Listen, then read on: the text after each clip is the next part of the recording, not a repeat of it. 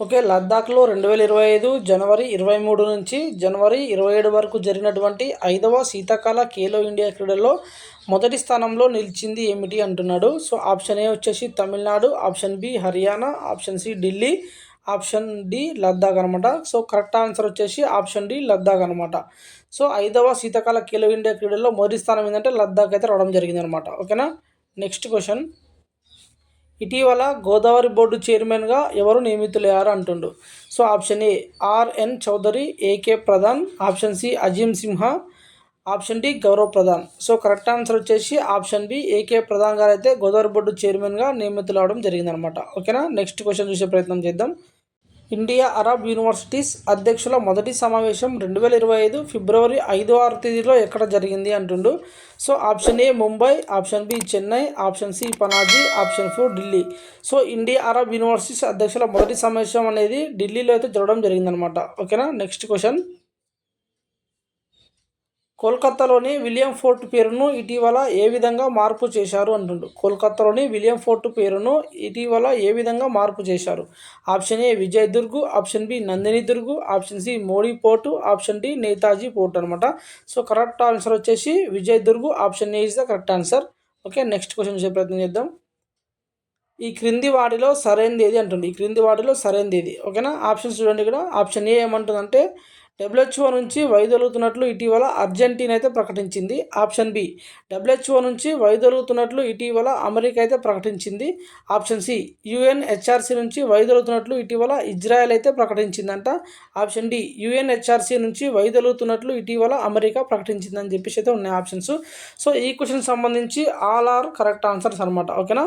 WHO నుంచి వైదొలుగుతున్నట్లు ఇటీవల Argentina ప్రకటించింది. అదేవిధంగా ఇదే డబ్ల్యూహెచ్ఓ నుంచి వైదొలుగుతున్నట్లు ఇటీవల అమెరికా కూడా ప్రకటించడం జరిగింది. అదేవిధంగా యుఎన్హెచ్ఆర్సీ నుంచి ఇజ్రాయెల్ పోయింది మరియు అదేవిధంగా ఇక్కడ అమెరికా కూడా పోవడం జరిగిందనమాట. ఓకేనా. నెక్స్ట్ క్వశ్చన్ చూసే ప్రయత్నం చేద్దాం. ఇటీవల మరణించినటువంటి ప్రిన్స్ అగా ఖాన్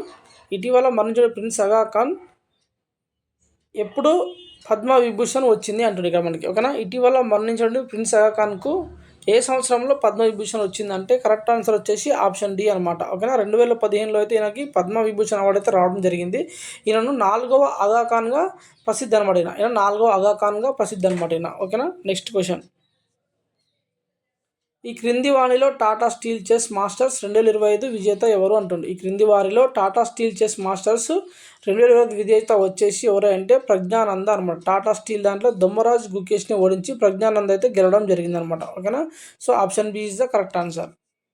ఓకే. Next question.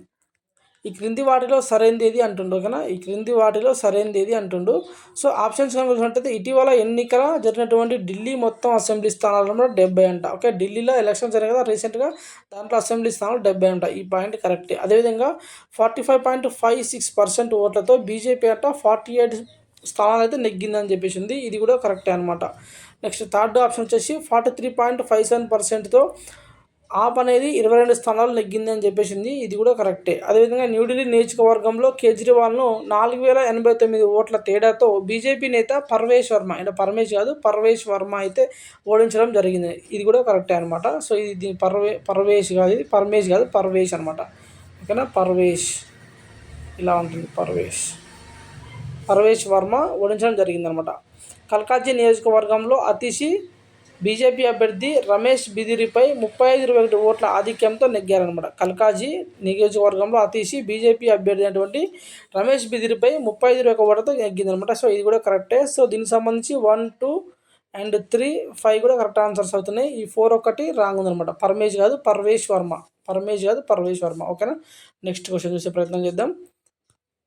దక్షిణార్ధగోళంలో అతిపెద్ద హిందూ ఆలయం ఇటీవల ఏ దేశంలో ప్రారంభమైంది అంటుంది. దక్షిణార్ధగోళంలో అతిపెద్ద హిందూ ఆలయం ఇటీవల ఏ దేశంలో ప్రారంభమైంది అంటే ఆస్ట్రేలియానా, న్యూజిలాండా, దక్షిణాఫ్రికానా, చిలీనా అని చెప్పేసి ఉన్నాయి options. So, the correct answer వచ్చేసి ఏంటంటే దక్షిణాఫ్రికాలో అయితే అతిపెద్ద హిందూ ఆలయం ఇటీవల అయితే ప్రారంభం అవ్వడం జరిగిందనమాట. ఓకేనా. నెక్స్ట్ క్వశ్చన్ చూద్దాం.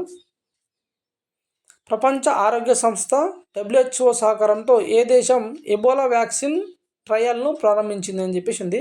సో ప్రపంచ ఆరోగ్య సంస్థ WHO సహకారంతో ఏ దేశం అనేది ఎబోలా వ్యాక్సిన్ ట్రయల్ను ప్రారంభించింది అంటుండ్రు. So option A Uganda, option B దక్షిణాఫ్రికా, option C Zimbabwe, option D Nigeria. The correct answer వచ్చేసి ఆప్షన్ ఏ ఉగాండాలో అయితే రీసెంట్గా అయితే ట్రయల్ రన్ అయితే ప్రారంభించడం జరిగిందనమాట. ఓకేనా.